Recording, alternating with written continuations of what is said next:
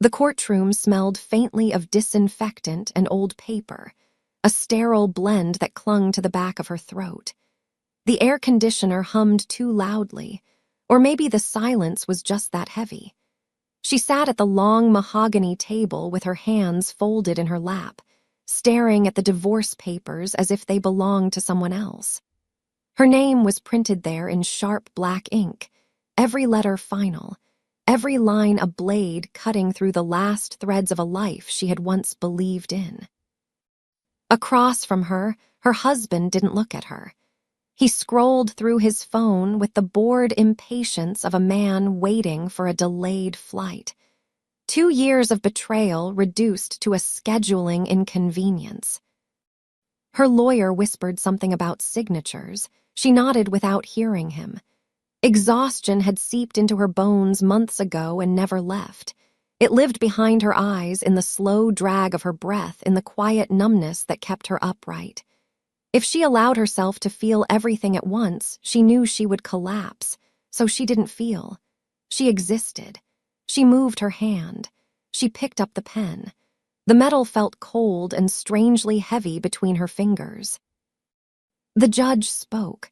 Her husband signed first, his strokes quick and decisive. When the papers slid toward her, the room tilted slightly. She blinked, thinking it was the fluorescent lights reflecting off the polished table. Her vision blurred at the edges. The black ink on the page began to swim, letters dissolving into shapeless shadows. A pressure built behind her temples, a deep throbbing that pulsed with her heartbeat. She tried to inhale and found the air too thin. Someone said her name. It sounded far away. The pen slipped from her fingers. The last thing she saw was her husband looking up, irritation flashing across his face as if her weakness were a personal insult. Then the floor rushed up to meet her, and the world snapped into darkness. When she opened her eyes, the light was blinding. White tiles spun above her in a slow carousel. The air smelled different here, sharper, cleaner. Her mouth tasted metallic. For a moment, she didn't know where she was. Pain throbbed behind her forehead. She tried to sit up, but a gentle hand pressed her shoulder back down.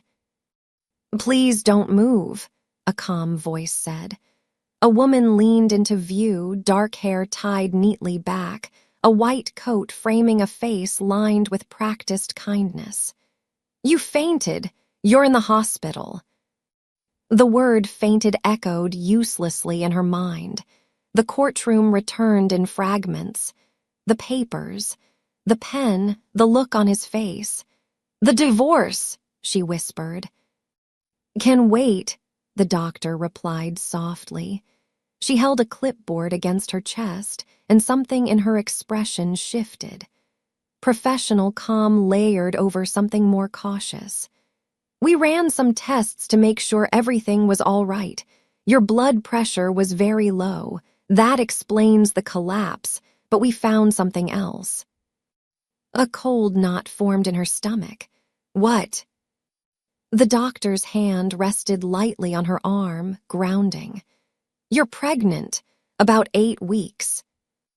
The words hung in the air, absurd and impossible. Pregnant.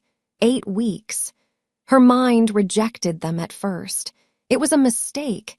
It had to be. She hadn't touched her husband in months, not after the final betrayal had shattered whatever was left between them. The timeline didn't fit. It couldn't. Then memory crept in, unwelcome and hazy. A club pulsing with music. Glass after glass pressed into her hand by a laughing friend. A stranger's eyes across the room, dark and intent. The warmth of his hand at her waist. The blur of dancing. A feeling of being held, of safety wrapped in danger. After that, fragments. A kiss. The scent of smoke and cologne. Blank space. Her stomach twisted. "No," she whispered. "That's not possible." The door burst open before the doctor could answer. Her husband stormed in, suit jacket flaring behind him, anger already sharpening his features. "What the hell is going on?" His gaze snapped to the doctor, then to the monitor beside the bed. Understanding dawned, and with it, fury.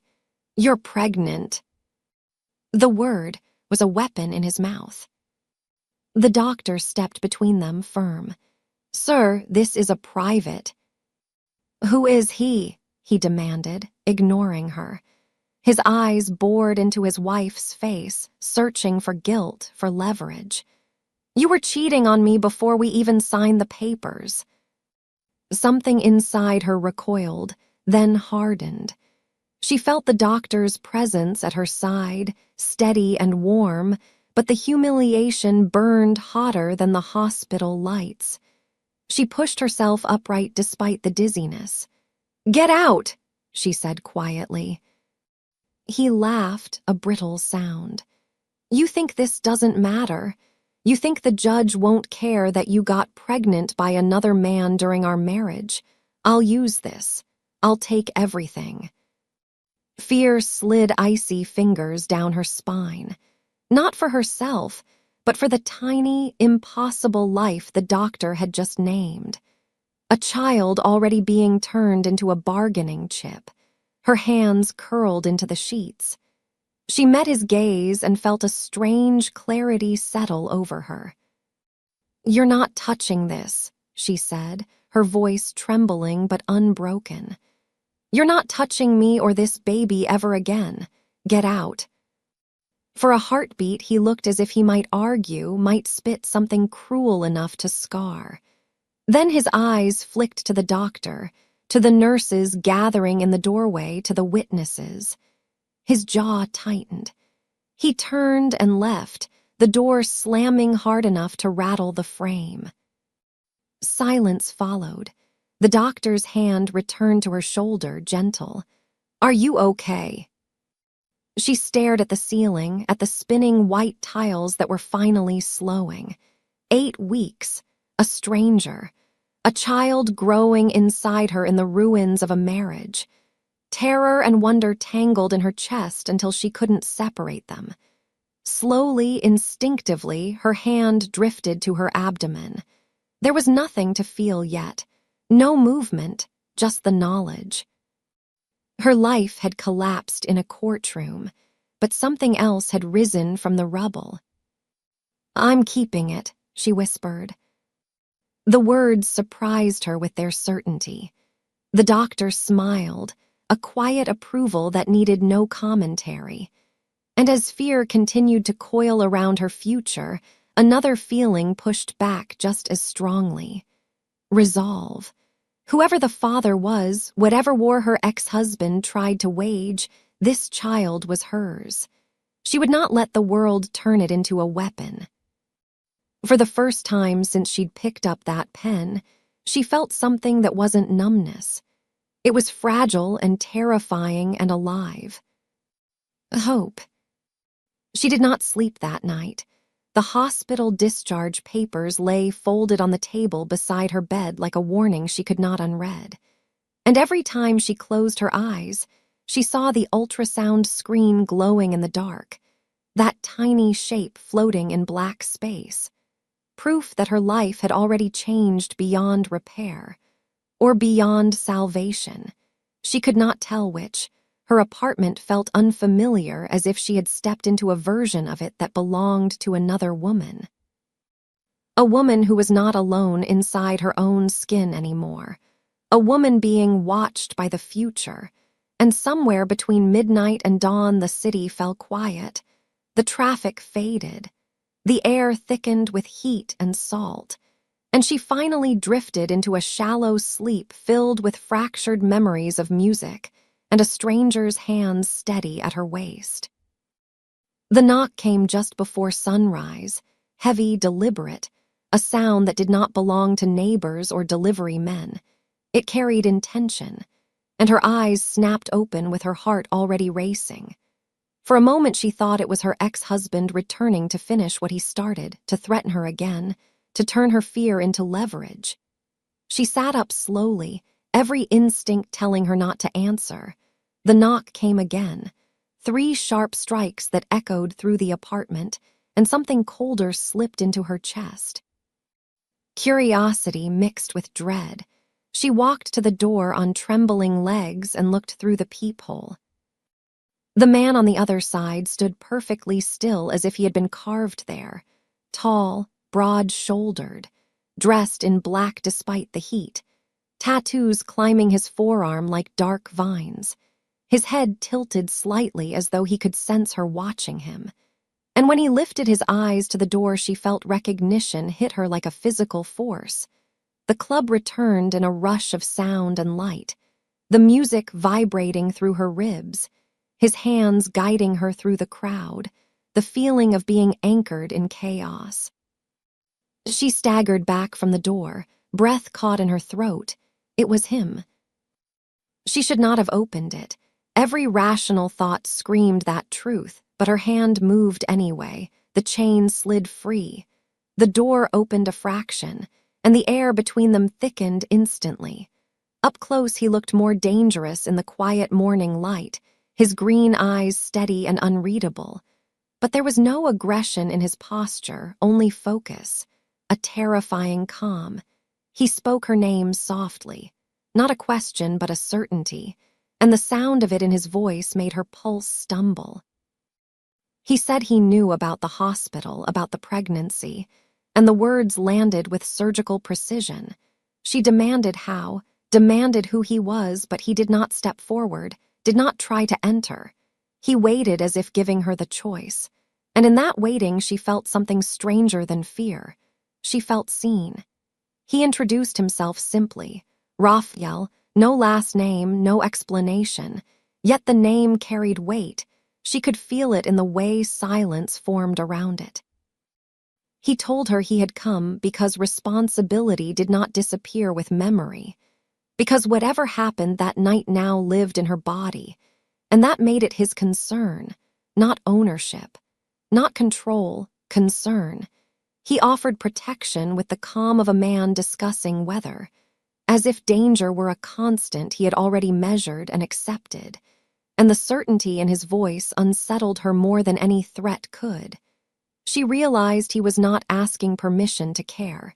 He had already decided. Her first instinct was refusal, pride rising like armor. She told him she did not need saving, that she had survived worse alone, but he did not argue. He only nodded and said survival and safety were not the same thing, and the quiet truth of that cracked something open in her chest. She saw then that he was not trying to enter her life by force. He was standing at the edge of it, holding a door she could walk through or slam shut. Behind him, the city began to wake. Distant engines, early voices, light creeping over rooftops. And she stood in her doorway suspended between two futures. One she understood filled with struggle and isolation, the other shadowed by a man whose presence felt like standing near a storm that promised shelter and destruction in the same breath. And as her hand drifted unconsciously to her abdomen, she understood that the choice was no longer only hers. When she finally stepped aside and let the door open wider, the air shifted. The moment sealed itself. And in the silence that followed, she felt the first true tremor of suspense ripple through her bones. Not fear of him, but fear of how deeply her life had already begun to intertwine with his. And somewhere beneath that fear, a fragile spark ignited. The dangerous possibility that the stranger from one forgotten night was about to become the axis her entire world would turn around. The courthouse looked different the second time she walked in, the air thicker, heavier, as if the building itself remembered her collapse and was waiting to see if she would break again. But she did not feel fragile now. Fear still lived in her chest, but it had hardened into something sharper, something that kept her spine straight as she stepped beside Raphael and the lawyer he had sent, a man with silver hair and eyes that measured everything in silence. Her ex-husband was already there. Seated with a confidence that felt rehearsed, His gaze slid toward her and then toward Raphael, and in that single glance she saw calculation replace anger. He was trying to understand the power standing next to her, trying to measure it like a weapon he might have to fight. The hearing began with voices that sounded distant and formal, papers sliding across polished wood, the judge reading statements that turned her private pain into legal language. But beneath the calm surface, she felt tension coiling tighter with every breath. Her ex-husband's lawyer rose and began to speak about morality, about betrayal, about the pregnancy that supposedly proved her character. The words were polished and cruel, meant to cut quietly, meant to shame her into shrinking. But before the damage could settle, her own lawyer stood, and the temperature in the room shifted. Documents appeared like controlled explosions, bank transfers, apartment leases, proof of years of deception laid out with surgical precision. And she watched her ex-husband's face lose color as his own secrets were dragged into the light. Raphael did not move during any of it. He sat still beside her like a shadow carved into flesh. But she felt his presence like a shield, steady and unyielding. Every time the tension rose, his hand brushed lightly against the back of her chair. Not possession, not display, only a reminder that she was not alone. And that small gesture held her together when the accusations grew louder, when her ex-husband finally stood and snapped, calling her reckless, unstable, unfit. His voice cracked with desperation, and the judge's expression hardened. The sound of the gavel silenced him with brutal finality. The verdict came like thunder contained in a whisper. Assets returned, compensation ordered, the pregnancy dismissed as irrelevant to the dissolution. Each word stripped him of control piece by piece, and she felt something inside her loosen that had been knotted for years. Not victory, not joy, but release. The courtroom faded into a blur of movement as people stood, gathered papers, spoke in hushed tones. And through it all, her ex-husband stared at her with a hatred that was almost childish in its helplessness. He had lost the one thing he valued most, power over her. When they stepped outside the courthouse, the city air felt electric, sunlight flashing off windows, traffic roaring like distant applause. Her knees trembled, and she did not know if it was from relief or the echo of everything she had survived to reach this moment. Raphael turned to her then, and his eyes softened in a way that felt private despite the chaos around them. He did not congratulate her, did not celebrate. He simply looked at her as if acknowledging a battle fought and won. And in that silent recognition, she understood something terrifying and beautiful. The war with her past was ending, but another war was forming around them. Quieter, darker, tied to the man who stood at her side. Across the street, she saw her ex-husband watching, phone pressed to his ear, eyes locked on Raphael with a promise of retaliation that needed no words. And a cold certainty slid into her bones that this was not over. The courtroom had ended one chapter, but opened a door into something far more dangerous. She felt her hand move to her abdomen instinctively, protecting the life inside her. And for the first time, the question of the father was no longer abstract suspense, but a living storm gathering on the horizon. Because whoever Raphael truly was, whatever world he carried behind those calm green eyes, she had just stepped into it willingly. And there was no returning to the woman she had been before the collapse. The city looked endless from the height of the hill, a river of lights stretching into the dark like veins glowing beneath skin. And the wind carried the smell of salt and asphalt and distant rain. She stood at the edge of the overlook with her arms wrapped around herself, feeling the night press close. Raphael was beside her but not touching, his silence heavier than words. He had brought her here without explanation, only a message telling her to trust him, and she had come because something inside her already did. For a long time, neither of them spoke. The city hummed below as if unaware of the storm gathering between them. She felt it in the way he breathed, measured and controlled, the way his gaze never settled on one place, always scanning, always calculating. And she realized that this quiet was not peace for him. It was restraint, a leash pulled tight around something dangerous.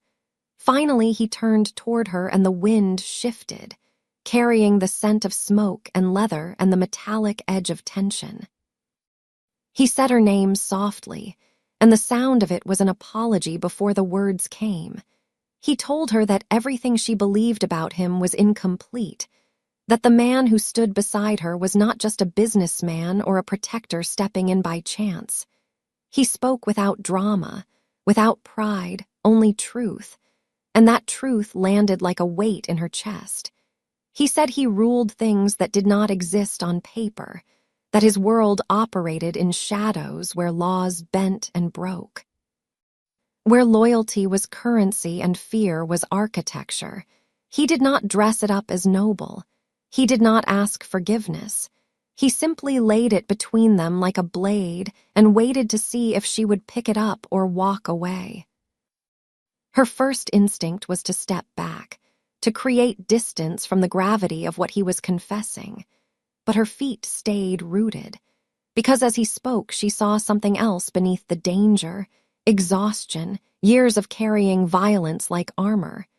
He told her about the streets that raised him, about hunger that carved intelligence into survival, about losing a mother who could not afford to be sick, about a sister he refused to lose to the same world. And in those fragments, she saw the boy buried inside the man. A child who learned power because weakness cost lives. The wind rose, whipping her hair across her face, and she realized her fear had changed shape. It was no longer fear of him, but fear for him, fear of the life that would always circle him like wolves. She asked why he was telling her this, why he was risking her seeing the truth when lies would have been safer. And his answer came without hesitation, because you are already part of my future, and I will not build a future on deception. The certainty in his voice cracked something open inside her. She moved closer without thinking, close enough to feel the heat of him, and when his hand lifted, it hovered in the air as if asking permission. She nodded before she understood she had decided. His fingers brushed her cheek with a tenderness that did not match the man he claimed to be, and that contradiction made her chest ache. He leaned in slowly, giving her time to refuse, but she did not refuse. Their lips met and the city vanished. The kiss was not desperate or violent. It was steady, grounding. A promise spoken in breath instead of language. When they separated, her pulse roared in her ears, and she saw vulnerability in his eyes that frightened her more than any threat.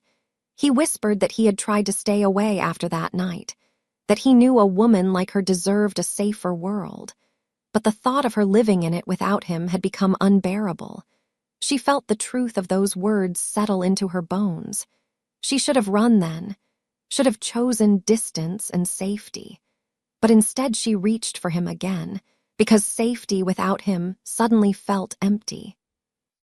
Somewhere below, a siren cut through the night, and he stiffened, instinct snapping back into place.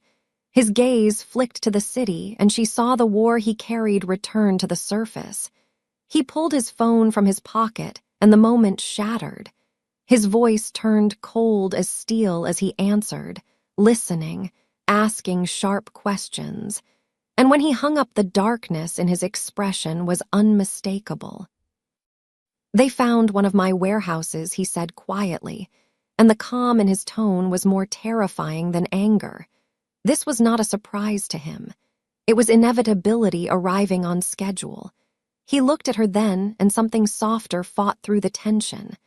"I need to move you somewhere safe, now." She felt the ground tilt under her feet.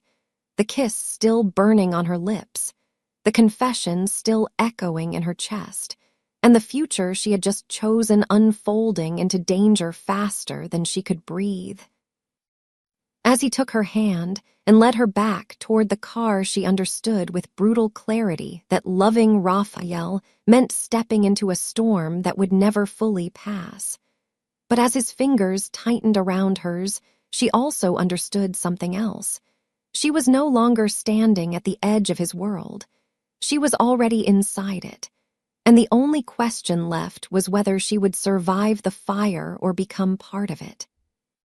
The penthouse did not feel like a home when the doors sealed behind her.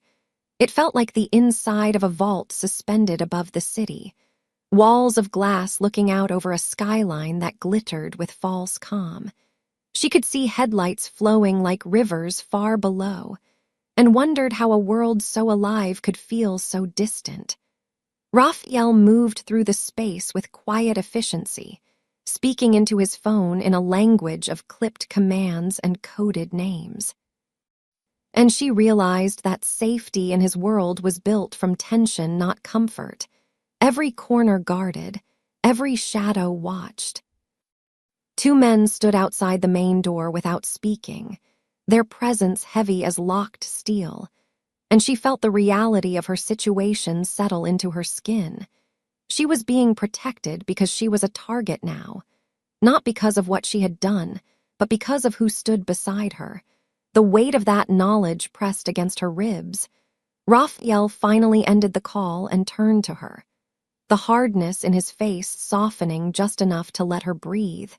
He told her she would stay here until the situation stabilized, that no one would reach her, that he would burn the city down before he let harm touch her or the child, and the intensity of that promise made her heart stutter. She walked toward the window and placed her palm against the glass, cool and unyielding. The city lights reflected back at her like a stranger's eyes. She tried to imagine returning to her small apartment, to quiet mornings and ordinary fear. But that life already felt like a dream fading at the edges. Behind her, she heard Raphael approach, and the air shifted with his presence. He did not touch her immediately. He simply stood close enough that she felt anchored. He said her name softly and asked if she regretted stepping into his world. The question carried no accusation, only vulnerability, and she surprised herself by answering without hesitation that regret required choice, and she had already chosen. The silence that followed was fragile and electric. He rested his hand gently over hers on the glass, and she felt the tremor he tried to hide. This was a man who did not fear bullets or betrayal but feared losing her, and that knowledge carved through her remaining doubt. She turned toward him and saw exhaustion etched into the lines of his face. The night had taken pieces of him and would continue to do so until there was nothing left or until he forced it to stop. She lifted her hand to his cheek, and the contact was quiet but absolute. He closed his eyes for a heartbeat as if absorbing strength from the touch. A sharp crack shattered the moment, distant but unmistakable, gunfire echoing across the city like thunder split in half. Raphael's eyes opened instantly, predator awareness replacing softness. He stepped away from the window and pulled her with him, guiding her toward the center of the room with controlled urgency. Another burst followed closer this time, and she felt fear surge through her body in a cold wave. He spoke into his phone again, voice low and lethal, confirming positions, ordering retaliation. Every word a reminder that violence was not an interruption in his life. It was the rhythm of it. She sat on the edge of the sofa, gripping her abdomen as if she could shield the life inside her with her hands. The baby was suddenly real in a way nothing else had made it. Not the hospital, not the courtroom. But this danger humming in the air. Raphael crouched in front of her and took her wrists gently, forcing her to meet his gaze. He told her to breathe, that this was noise not threat, that his enemies barked louder than they bit. But she saw the truth flicker behind his reassurance. This was escalation. And escalation meant blood. Minutes stretched into something shapeless until the phone fell silent and the city returned to its artificial calm. Raphael exhaled slowly as if releasing a blade he had been holding between his teeth. He told her it was handled for now, that the message had been answered, but the war had crossed a line and would not retreat easily. She looked at him and understood that this was the future she had stepped into. Nights punctured by violence, mornings stitched together with promises. And yet beneath the terror, a fierce clarity took root. She reached for his hand and pressed it against her stomach, the gesture instinctive and unplanned. His fingers stilled there and his expression changed, the storm inside him quieting at the contact. In that moment, he was not a boss or a weapon or a man carved from shadow. He was a father in the making, terrified of losing what he had not yet held. She told him they would survive this, that fear did not get to own their story. And as he leaned forward, resting his forehead against hers, she felt the truth settle between them like a vow. Outside, the city continued to glow indifferent to their private war. But inside the penthouse, something stronger than fear began to form. A bond forged in the knowledge that danger would never leave them and love had chosen them anyway. And for the first time since the gunfire faded, she realized that the real suspense was not whether the world would attack again. It was whether they could build a life sturdy enough to stand in the crossfire and still call it home. The morning arrived without softness, sunlight cutting through the glass walls of the penthouse like a blade instead of warmth.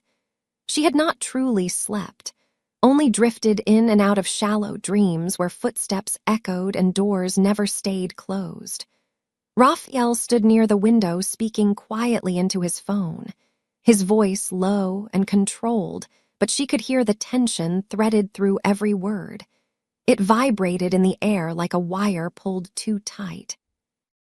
When he ended the call, he stayed still for a moment, staring out at the city, as if calculating how much of it he would have to burn to keep her safe. She rose from the bed and crossed the room barefoot, the marble floor cold beneath her feet grounding her in reality. When she touched his arm, he turned instantly, instinct shifting to tenderness the moment he saw her. But the softness in his eyes could not fully mask the storm underneath. She asked what he was not telling her, and he hesitated, that single pause heavier than any answer. He said her ex-husband had made a move, not in court, not through lawyers, but through money, alliances. Whispers in dark rooms, where her name was now currency.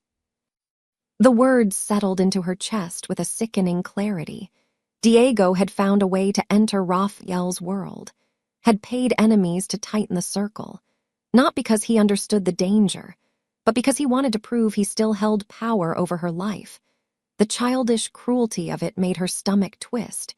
She imagined him sitting in some office smiling while strangers with guns discussed her existence like a strategy. Fear rose sharp and immediate, but anger followed just as fast, hotter and steadier. Raphael watched her absorb the truth, and she saw the guilt flicker across his face. As if her danger was a debt he owed, he told her he would end it quickly, that Diego had crossed into territory where mercy did not apply. The calm certainty in his tone chilled her more than the threat itself. She grabbed his hand before he could step away, her fingers tightening with desperation. She told him no, that she would not trade one monster for another. That killing Diego would not protect the baby. It would poison the future they were trying to build. For a moment, the room held its breath. Raphael's jaw clenched, the war inside him visible in the rigid line of his body. Violence was the language he knew best, and she was asking him to speak something foreign. He looked at her as if she were the only solid thing in a collapsing world. She repeated herself more softly this time, not pleading but commanding with a quiet strength she did not know she possessed. She said their child would not grow up in a story written in blood. He had to find another way. Silence stretched until it felt unbearable. Then his shoulders lowered a fraction, the decision settling into him like a stone dropped into deep water. He nodded once, the gesture small but monumental. He would not kill Diego. He would dismantle him instead, strip his resources, expose his corruption, leave him powerless and breathing. And she felt relief flood her body so intensely her knees almost gave out. The victory was fragile and brief, because at that exact moment the penthouse security alarm chirped once, a soft electronic sound that did not belong in peace. Raphael's head snapped toward the door, every muscle in his body tightening. His phone lit up in his hand before it rang. The message short and brutal, movement detected on the lower floors. Unknown entry. Her pulse roared in her ears as reality crashed back over them.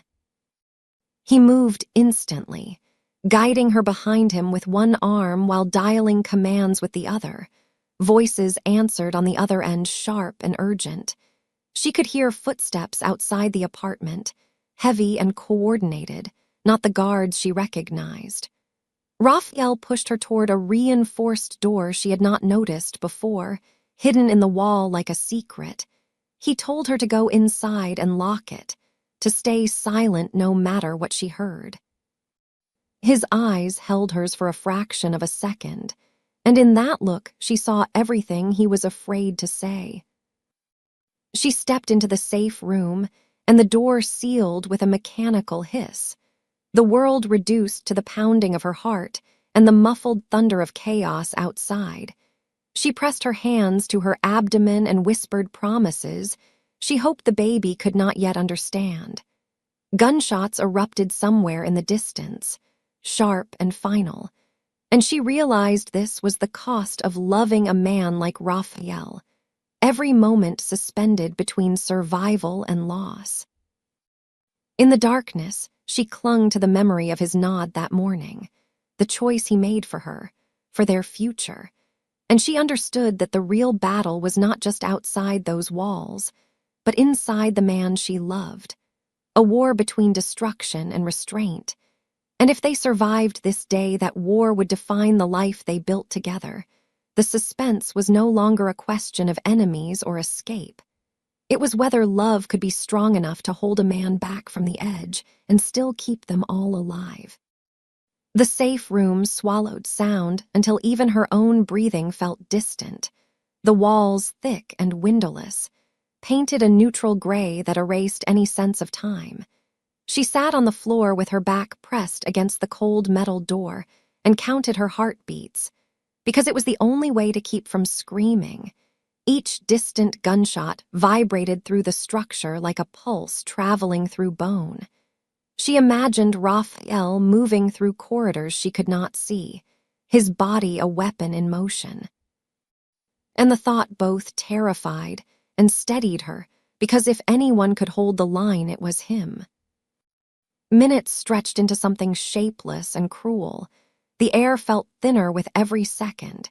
She whispered to the baby without sound, lips moving in silent promises that tasted like desperation. She promised safety she could not guarantee, a future she could not see. The gunfire faded, gradually leaving behind a ringing emptiness. And that silence frightened her more than the noise, because silence meant aftermath. Silence meant decisions had been made in blood. The lock hissed and her entire body seized. The door opened a fraction and Raphael stepped inside, his shirt torn at the shoulder, a dark stain spreading across the fabric that her mind refused to name at first.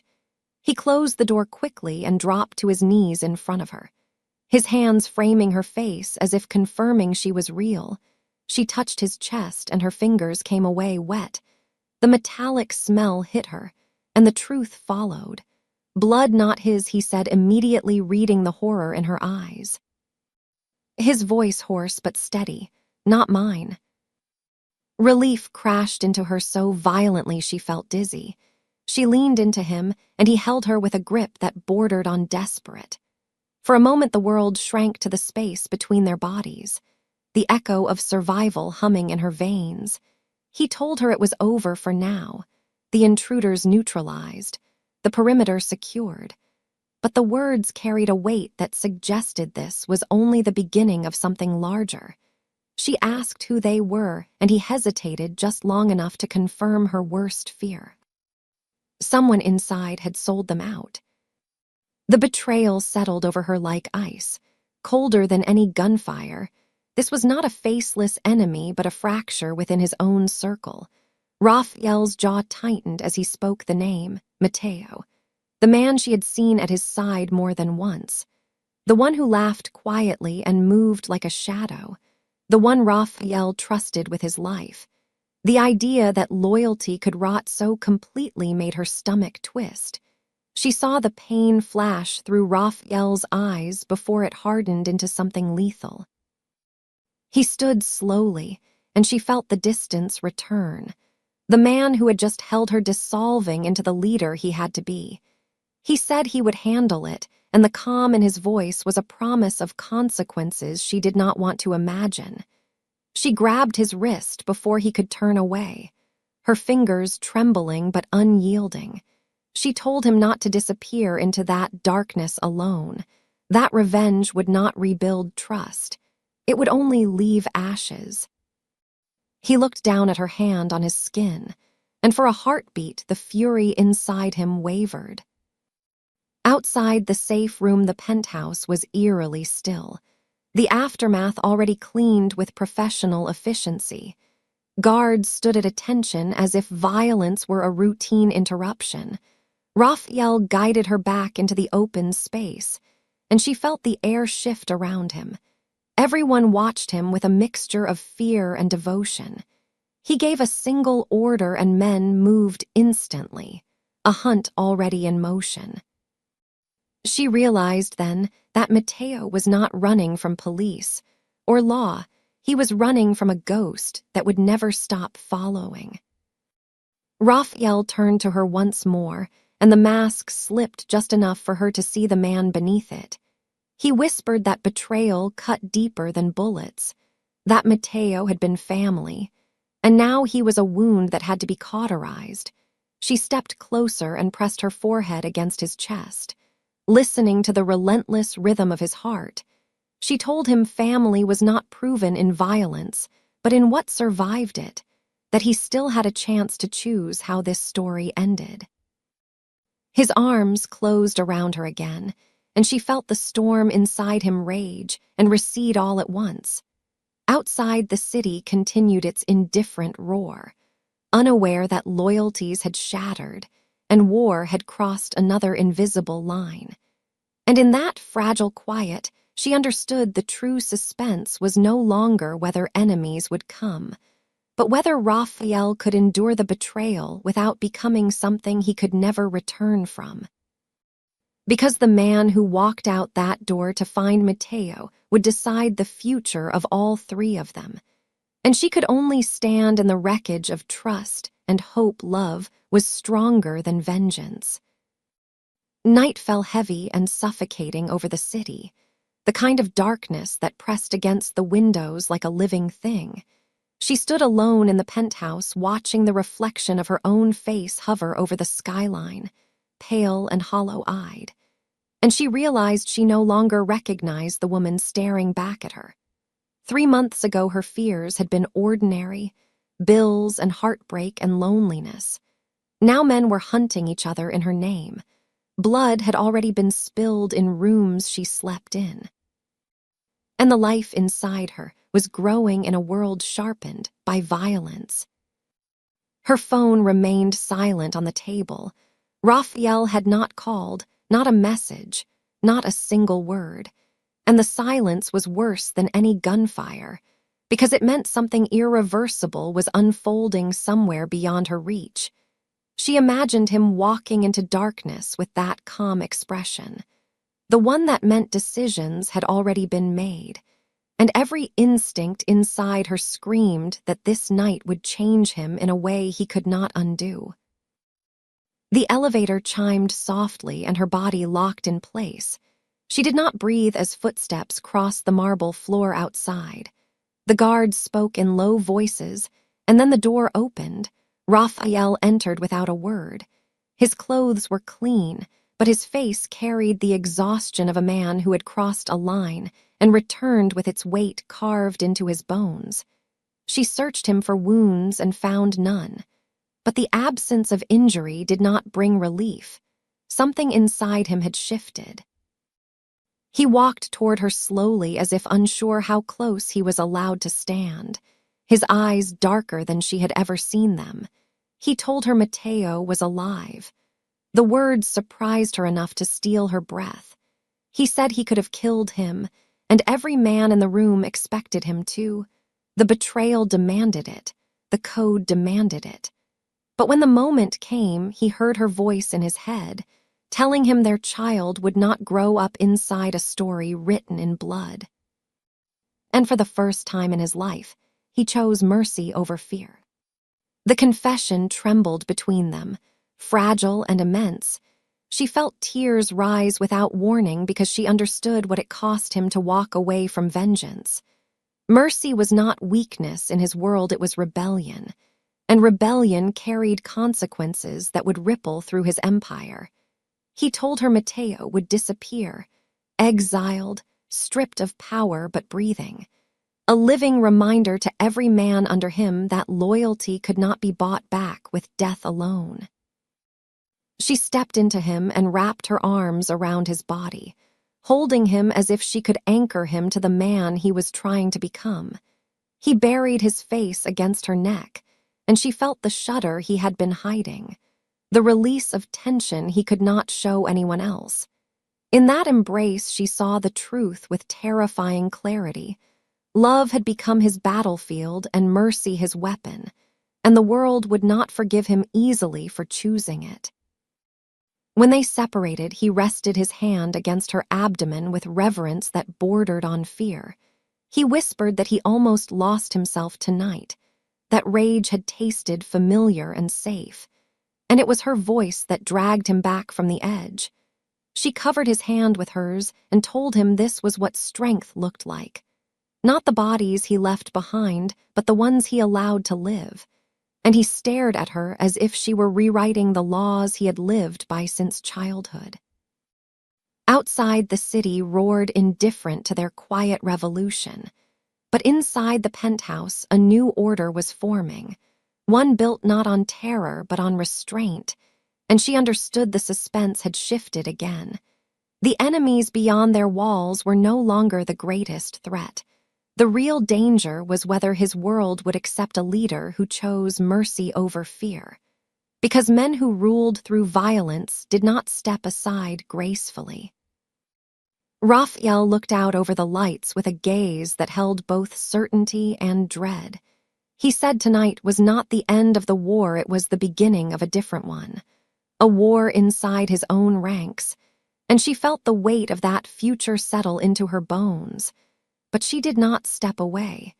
She moved closer until their shoulders touched, and together they faced the city that might one day try to tear them apart. In the quiet that followed, she realized something astonishing. The man beside her was no longer just protecting her from danger. He was transforming because of her.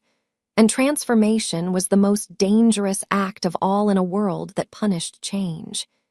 Yet as his fingers intertwined with hers, she felt a calm certainty rise through the fear. Whatever storm waited beyond this night, they would meet it together. Not as a boss and a protected woman, but as two people rewriting fate with every breath.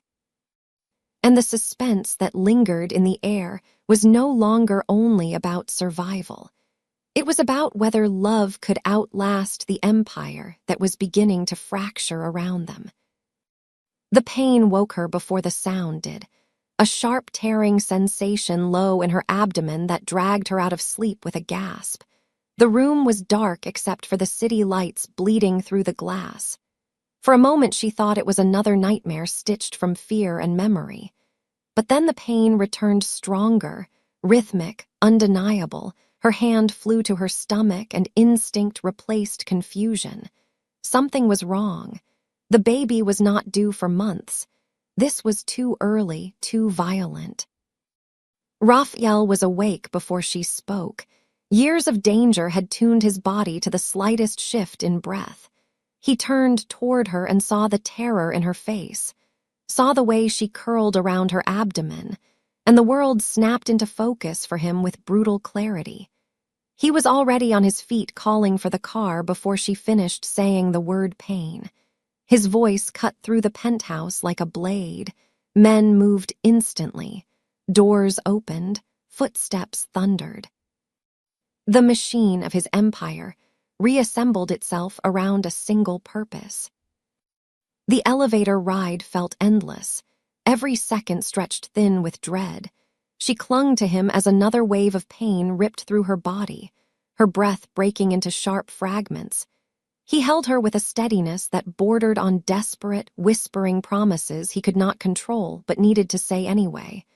The lobby doors burst open, and the night air slammed into them hot and electric. The car door opened, and he lifted her inside as if she weighed nothing. The city blurred past in streaks of light and sirens. Halfway to the hospital, the first explosion hit. The sound was not loud at first, it was pressure, a shock wave that punched the air out of her lungs. The car swerved violently, and Raphael's arm locked around her to keep her from slamming into the door. Glass shattered somewhere behind them. Men shouted through radios. The driver cursed and accelerated. Headlights flooded the road ahead, revealing chaos unfolding in motion. Another vehicle spun across the intersection, blocking their path. Masked figures spilling into the street like shadows given shape. Raphael's voice changed, stripped down to command and instinct. He pushed her low against the seat and told her not to move. The door opened and the night exploded into gunfire. The sound tore through her bones. Each shot a hammer against her skull. She covered her abdomen with both hands as if her body could become armor. The pain inside her pulsed in time with the violence outside, life and death colliding in the same breath. Seconds stretched into a lifetime. She heard bodies hit pavement, heard men scream, heard Raphael shouting orders with a fury that felt almost inhuman. And through the chaos she realized the attack was not random. This was precision. This was a message carved in fire. They were not trying to scare him, they were trying to end him, and she was caught in the center of it. The door ripped open and Raphael was there again, his face streaked with blood that was not his eyes burning with a focus so sharp it frightened her. He lifted her out of the car and carried her through smoke and shattered glass. Another explosion thundered behind them, heat licking her back. The world reduced to the rhythm of his heartbeat against her ear, and the pain tearing through her body. They reached another vehicle waiting in the shadows, doors already open, men forming a wall around them. He laid her inside and climbed in after her, shouting the hospital name like a vow. The engine roared and the city began to move again. But the attack had already done its work. Her vision blurred at the edges, and she felt something warm spreading beneath her hands. Terror clawed its way up her throat as she realized it was blood. She looked at him and saw fear for the first time since she had met him, raw and unguarded. The mask of the boss stripped away, leaving only a man terrified of losing everything at once. He pressed his hand over hers against her stomach, whispering, "Stay with me," over and over as if the words could stitch reality back together. The hospital lights appeared ahead like a fragile promise in the darkness. But she understood with a clarity that cut deeper than pain that this night was not just an attack, it was a declaration. The war had crossed into her body, into their child. And whatever enemy had chosen this battlefield had already changed the rules forever. The suspense was no longer about survival of an empire or revenge or power. It was about whether love could endure the moment where everything sacred was placed in the crosshairs. And as the car screamed toward the emergency entrance, she held onto Raphael's voice like a lifeline, praying it would be enough to pull them both through the storm alive. The hospital corridor stretched endlessly under white lights that felt too bright for a world that was falling apart. Voices blurred into a single distant roar as doctors pulled her away from him, hands moving fast, wheels screaming against tile, and Raphael stood frozen for a fraction of a second, as if his body refused to understand separation. Then instinct snapped back, and he followed until a nurse blocked him with a firm palm against his chest. The doors swung closed between them, and the sound of the lock echoed like a gunshot. He stared at the red light above the operating room and felt time dissolve. Every second dragged like broken glass through his lungs. Blood still stained his hands, and he did not wipe it away. He welcomed the pain of it, the reminder that this was real, that she was inside fighting for breath and life, and their child balanced somewhere between existence and memory. Men filled the hallway behind him. His men, silent and armed, the hospital transformed into a fortress, but none of that mattered. Power meant nothing here. Bullets meant nothing. Money meant nothing. All he had was waiting. Inside the room, she floated in and out of consciousness, the world reduced to light and pressure and voices calling her name from very far away.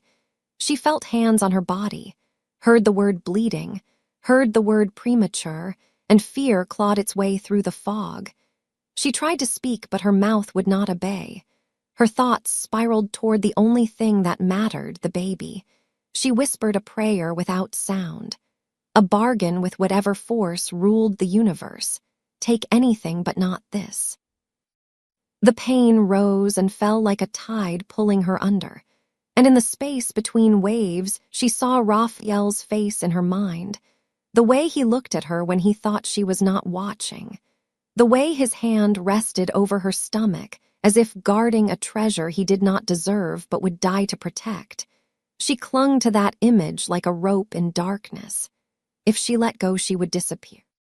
The doors burst open at last, and the doctor stepped out, his mask hanging loose around his neck. Raphael moved before the man could speak, the hallway snapping into sharp focus. The doctor's eyes carried exhaustion and something else fragile and cautious. He said the bleeding was controlled. He said she was alive. And Raphael felt the air slam back into his chest so violently he staggered. But the doctor had not finished. "The baby is alive," he said quietly but early and small and fighting. Alive. The word detonated inside him with a force greater than any explosion he had ever survived.